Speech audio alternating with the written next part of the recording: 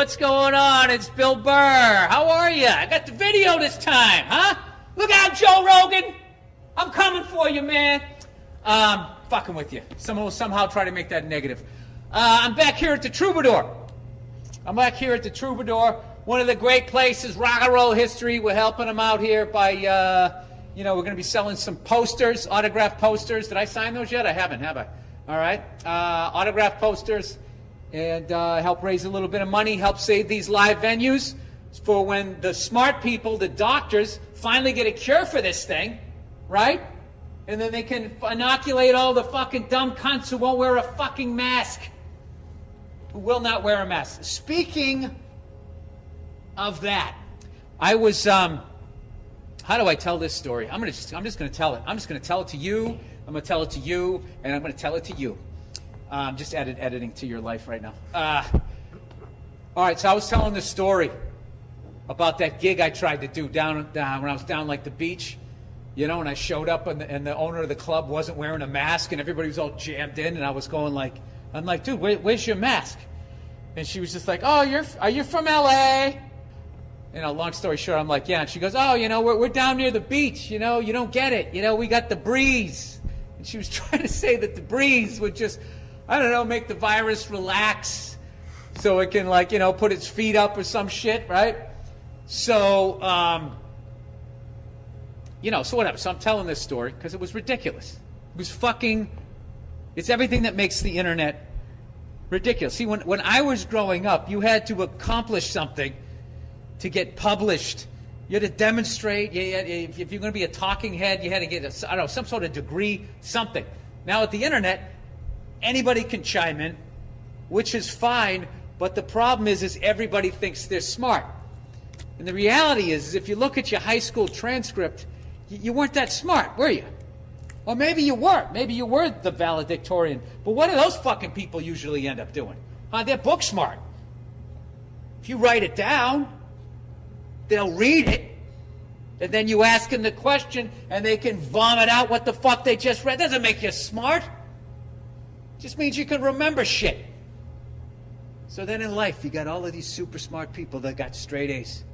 They spend the rest of their life just running out, getting people shit, because they can remember. It makes no sense. So anyway, I'm telling this fucking story. Let's talk to this camera over here. I'm going to work it, like all the great front men that have been up here. What about the front women? This place has been sexist for years. There's never been a woman on this stage. That's why I'm down here supporting it. Kidding. So I'm telling this story to a group of people over Zoom being safe. I tell them this story of this lady telling me, hey man, you're down on the beach, we got the breeze. So I just tell them this story and people laugh. And then one person in the group goes, if you took mushrooms, you could get past that. And I'm like, I didn't say what. I was thinking what, because I didn't know the rest of the people in the group, and I didn't want to be a cunt. So I must have said what. I go, what do you mean? He goes, yeah. He goes, you could get past that, and then you could see yourself in her. Now, all I wanted to say was that's the dumbest shit I've ever heard in my fucking life.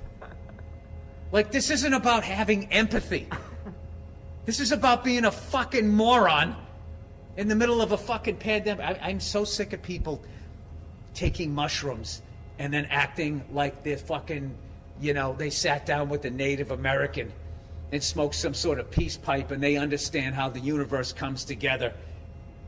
If you took mushrooms, you'd realize maybe this reality is just like a dream, and like the whole relation to even like this chair. Is it an idea of a chair, or is it's just like, or maybe you're on mushrooms, and I'm sober. How about that? That's what hallucinating sounds tremendous to me. I am not anti that. If I wasn't a fucking psycho, I would be eating mushrooms every day. It's just, I don't need to see the demons in my head come to life. All right? They've been in there a long fucking time, and I don't want to let them out. So, but I think there's nothing wrong with doing that type of shit. I am actually envious of people that do it. Go out in the desert, man, and fucking take peyote it sounds fucking awesome. It sounds as awesome as cocaine and heroin sound terrifying, and pills, all of that shit. It seems like there's like happy shit, cool shit to do, and then the fucked up shit, right? Because everybody I know who's sober still smokes weed and takes mushrooms. As Josh Adam Myers calls it, California sober. So, anyway, yeah, I'm just getting so fucking sick of this like, I don't mind it, it doesn't bother me if somebody like takes hallucinogens, but however you say the word, but just don't fucking come at me like you're now smarter. Like these fucking people are going like, dude, you take mushrooms, it like resets your brain. It's like hitting the refresh button on your laptop. And it's like, I'm sorry, and where did you go to medical school? Or my other favorite thing is whatever happened to them is now going to happen to you because it happened to them, and evidently they are the litmus test. I mean, litmus test, right? Jesus Christ.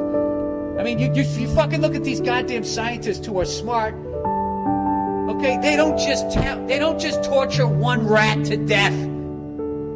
They do it to hundreds. They didn't just take the shampoo and rub it in one rabbit's eyes. They did it to a whole generation. And that's why Head and Shoulders works so well. Because they just didn't do it to one fucking rabbit and be like, okay, now it works. The amount of animals that you would have to kill before you could draw a conclusion and tell me what mushrooms do to my brains is just like off the charts. And that's why these fucking PETA people need to be put down, like all these dogs they're trying to save. Oh, look, here's my tea. Huh? I brought a tea bag. Yeah, I brought a tea bag. You know what's funny? There's no way to say tea bag without snickering a little bit. I brought a tea bag. I'll tell you what's wrong with this country. When I was a kid, a tea bag was a tea bag. It wasn't about dropping your balls in some woman's mouth you just met. Well, I'm very excited to be back here. As I'm sitting here doing this, is probably annoying as hell to people listening. Sorry. This is me. If you ever want to hear what taking a tea bag out, sticking in it. I finally learned how to drink tea. Do you know that? My dumb ass. Not only would I leave the bag in there, I would also still try and drink it while it was piping hot. And what I've learned is if you're just fucking patient, it's going to come down to a nice temperature. You take the bag out, and then you sip and you drink it. And then you tell people about the mushrooms you took, man. If you took mushrooms, you could let that go. It wasn't like, I could see if I just brought it up out of nowhere. We were talking about the pandemic. Maybe I need to take mushrooms to let this guy tell me to take mushrooms, to let that go. I don't know what it is. Anyway, so yesterday, I watched an amazing documentary on YouTube. I'm big on YouTube, man. I like that shit. You give them your credit card, you just fucking rent a movie. It's like $4. So I rented this documentary on Quiet Riot. I forget what the fuck it was called. It was a lyric to one of their songs that I know. Let me see what it is here. Hang on a second. Dude, it's from Bang Your Head. Bang Your Head. You know the song? I got the power. What is it? I got a something like an alligator. Remember that? How does that? I'm a laser, six-string and razor. He probably sang it right on the stage. I got a mouth like an alligator.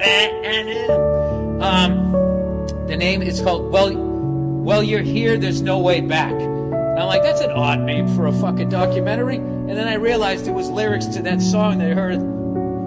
Well, you're here and there's no way back. Bang your head. Right? So anyway, so I watched the fucking thing. And Frankie Banali, rest his soul, was doing the thing, and you got to see, like, he's just one of those drummers, like, the second he sits down, you almost hear a thud, like just heavy fucking rock drummer, fucking awesome drummer.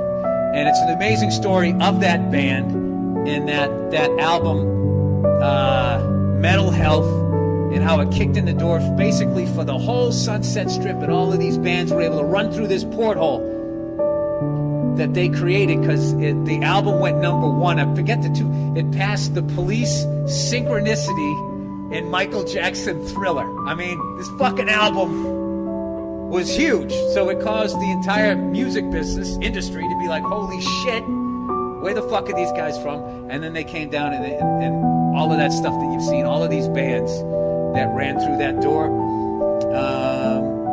I would guess anyone from Motley Crue to Guns N' Roses and all those bands that I grew up with that I love. So it was a really amazing documentary, and the level of comedy in it is fucking amazing. Just the sheer amount of band members, the bass player, every time they go to a gig, like his fucking amp doesn't work, and it's always right as they're not, like it works at sound check, and then they'll just be like, ladies and gentlemen, coming to the stage. I'll be like, I got no power. Wait a minute, I got no power. So they had that shit. They had like a fucking 90 lead singers. So anyway, the lead singer dies, unfortunately, Kevin DuBrow. So now they got to get a new lead singer. So then you got to choose. You got to be like, all right, we're going to get like a proven guy, or are we just going to go out there and try and get somebody that sounds like him? So they went that road. They tried to get somebody that sounded like him. And they get this fucking dude in there who was basically painting houses. He comes into the audition and just fucking crushes it. Sounds just like Kevin DuBrow. But the thing is he looks like a fucking lobster fisherman. He's got like his hair so wet, it's like white and yellow. It's like hanging down. He just looks like, I don't know. It's like he looks like he played in like the NFL in the 1950s when there was the idea of face masks was just coming around, right? This guy lived a life. So they pick him. They say, you're in the band.